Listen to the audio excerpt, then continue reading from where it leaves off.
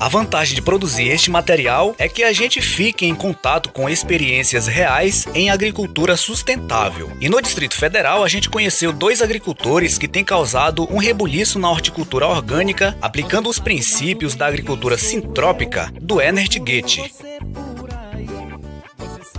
Quando as pessoas vêm aqui no sítio, porque esse é um dos trabalhos que o Ernest desenvolve pelo Brasil, né? Aqui é uma das salas de aula dele, agora a gente está criando um modelo de um sistema que ele pode ser adaptável para 80% das terras do Brasil. O que está acontecendo? A gente ainda não divulgou isso. Isso ainda não está na boca do povo. Isso ainda não passa nas televisões. Mas a vantagem do nosso tempo é que quem busca encontra informação. E este material quer contribuir para isso, compartilhando experiências que mostrem que serviços ambientais são a consequência de uma boa agricultura. O que nos interessa é dar a voz para quem tem uma boa história para contar e para mostrar. Vamos acompanhar a partir de agora a fantástica experiência que deu certo para João e Rômulo do Distrito Federal e que agora está sendo inspiração para campos de universidades do Brasil. Já com tudo realizado, com tudo pronto. A cada 5 metros são faixas de fruta e madeira. E no meio, entre essas linhas de fruta e madeira, a gente tem 3 linhas de horta. Ou seja, hortas entre os canteiros de agrofloresta. O foco do nosso trabalho aqui é recuperação de solo com produção de hortaliça e futuramente fruta, né? Então a gente tem que procurar um sistema para restaurar os ambientes que funcione e que produza e que retorne. Porque sustentabilidade tem que ser econômico, social e ambiental. Esse é o meu sonho. Vamos plantar floresta e vamos manejar a floresta, mostrando que o caminho para a floresta produz alimento e a floresta produz alimento. E aí quando eu conheci o Ernest, foi como se ele pegasse todos esses princípios que estavam numa nuvem, entendeu? E organizasse. É um foco. Você acha um indivíduo que está fazendo o que você sempre sonhou em fazer já há 30 anos na sua frente. Já com tudo realizado, com tudo pronto e vivendo aquilo. A gente vê que o João e o Rômulo são 2 jovens que decidiram questionar o modelo de sucesso e o padrão de vida que eles queriam para eles mesmos. E dentro disso eu me encantei com esse mundo de possibilidades de fazer ecologia na prática e não só da boca para fora. O primeiro papel do Ernesto na minha vida foi esse, sem dúvida. Com o auxílio de um drone filmando do alto, a gente pode ver o sítio deles. Parece um pequeno oásis no meio de uma região que já foi muito degradada por práticas de agromineração e pelo fogo. Se você filmar ali, você vai ver qual era a situação anterior a esse sistema.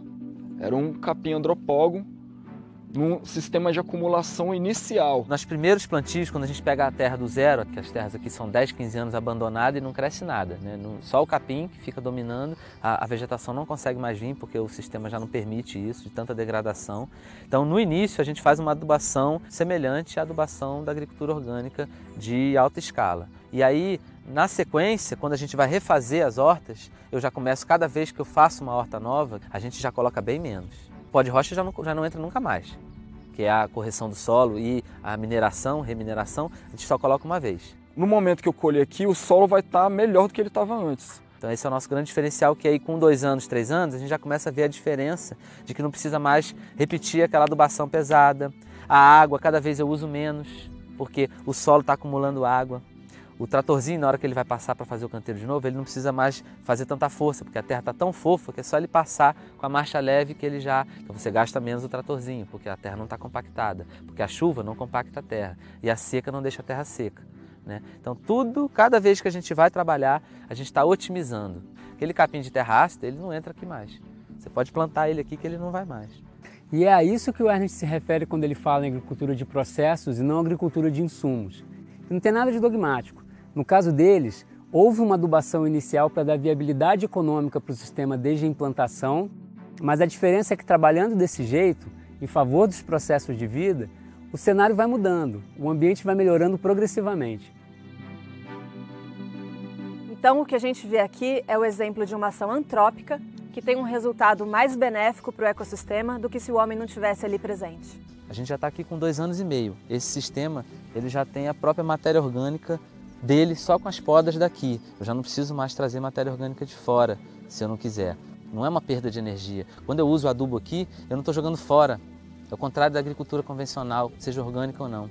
Quando a gente aduba aqui, a gente pega 1 e transforma em 500. A gente não. A agrofloresta transforma. 1 em 500. Na agricultura convencional, seja orgânica ou não, a gente põe 1 e daqui a pouco tem 0,3. E daqui a pouco tem que botar 2, não mais 1. Né? Porque a gente não está trabalhando com a vida, com os processos da vida. Então aqui a gente usa o mecanismo floresta, que é o motor que gira e faz o planeta respirar e viver na agrofloresta. E aí o fornecedor de biomassa, nesse caso, passou a ser a banana e o eucalipto, que são plantados nos canteiros. E todo o bananal e a poda e a derrubada do eucalipto que foi feito aqui, o material está todo organizado, cortado, triturado em cima e nos caminhos entre os canteiros, para que a gente consiga não criar valas e nem criar ilhas de fertilidade, para que a gente consiga criar uma terra preta só. Os ambientalistas não gostam do eucalipto, falam que ele acaba com o solo, que é isso e aquilo, mas na verdade a gente vê que esses são os que mais ajudam na recuperação do solo quando manejados da maneira correta. Com as podas, o sistema é uma bomba, ele não para de produzir fotossíntese e isso faz com que o ambiente fique evaporando água o dia inteiro. Então a gente tem uma diferença de brutal na época da seca de 20 a 30% de umidade no ar dentro do plantio e fora do plantio. Ele maneja essas bananeiras, por uma parte ele maneja daquela forma para poder colher fruto e por outro lado ele maneja para ter verduras, então poda elas periodicamente. Você quer verduras, planta bananeira, aí você tem verduras. E você quer verduras, planta eucalipto nesse contexto para ter verduras. Você vê a poda, seja foi podado, resultado dessa poda são esses mandioca, é o batata doce, é o milho, é comida. E no outro lado é couve, é inhame, é comida. O eucalipto dando comida e não secando o solo.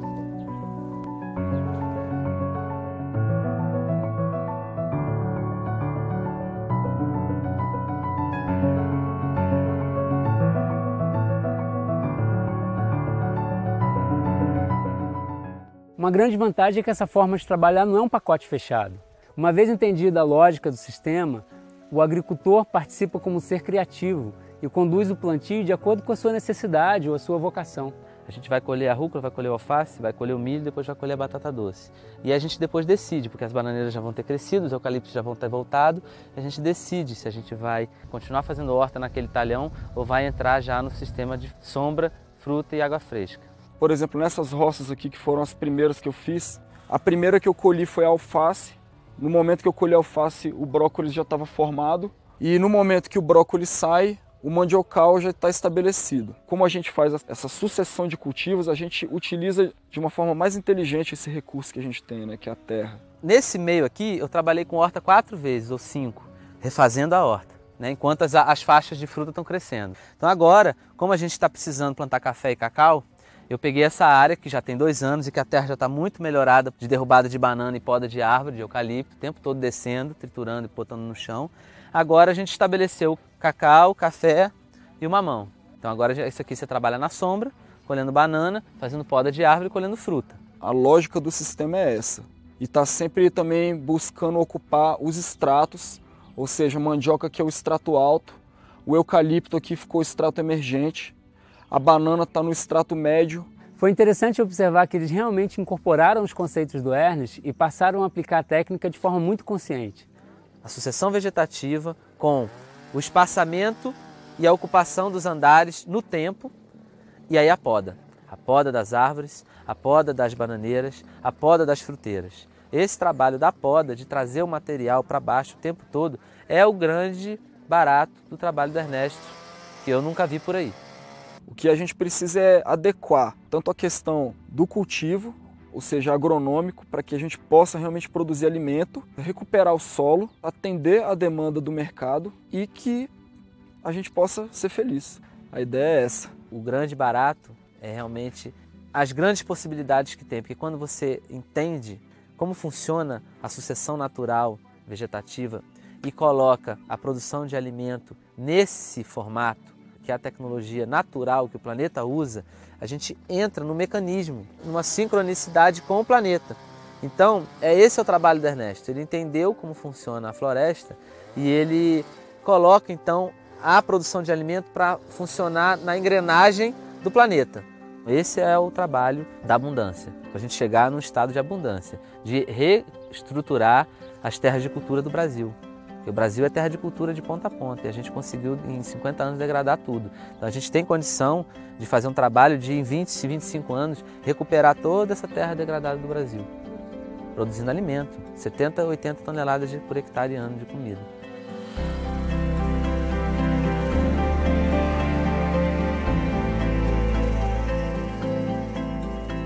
Os resultados têm dado legitimidade para esse sistema, né? E naturalmente atraiu o interesse das instituições de pesquisa e de extensão rural.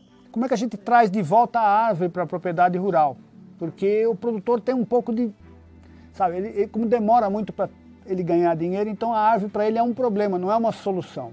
Tecnicamente, nós sabemos o quanto a proposta da agrofloresta ela cabe, né, numa pequena propriedade, numa média, até grande propriedade.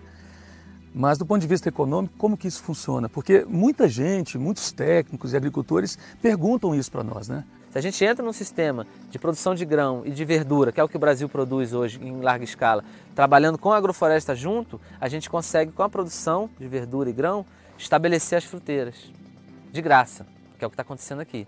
Isso aqui está de graça. Esse café, esse mamão, esse cacau já se pagou. Essa laranja nem produziu ainda, já se pagou. Porque a verdura que foi colhida aqui já pagou as mudas deles. Já pagou o adubo, já pagou a matéria orgânica, já pagou a mão de obra. Para desmitificar aquela coisa que a agrofloresta demora muito, né? E que, então tem que esperar a fruta, são 5, 6 anos para começar a ganhar dinheiro. Aqui não. Então essa oportunidade de trabalhar aqui no sítio do João está nos trazendo exatamente uma forma muito aplicada. Nós temos espécies nativas que ele usa aqui, nós temos esse consórcio de espécies anuais com espécies perenes, onde a gente vai poder calcular, então, junto com a Universidade de Brasília, nós temos um professor da Universidade de Brasília, nós temos um professor lá da Embrapa Floresta, que tem uma planilha onde ele coloca quais são as espécies que estão entrando no sistema, quando que ela entra, quando que ela sai, e aí você avalia quanto que você gastou para plantar, quanto que você está tirando para vender, para que a gente possa avaliar esse tipo de modelo de plantio que está sendo feito aqui. A gente conhece o conceito de transição na propriedade rural, mas a gente também tem um processo de transição agroecológica dentro das instituições públicas, principalmente, né? E a gente tem que ter a tranquilidade, a paciência de entender que nas universidades, com algumas exceções atuais, pessoas formadas há 10 anos atrás, não acessaram esse tipo de conhecimento, né? Não havia disciplina que abordasse sistemas agroflorestais nessa proposta de sistemas agroflorestais biodiversos. Quando você fala de um sistema desse que usa 30 espécies, uma entrando em um determinado momento, outra saindo, isso dificulta muito essa análise. Mas não torna impossível. O diálogo desses saberes técnico e do produtor ainda está muito longe. Eles estão falando cada um no seu canto ainda. Nós queremos aproximar essas pessoas para realmente ter um diálogo, para não ficar monólogo de cada lado.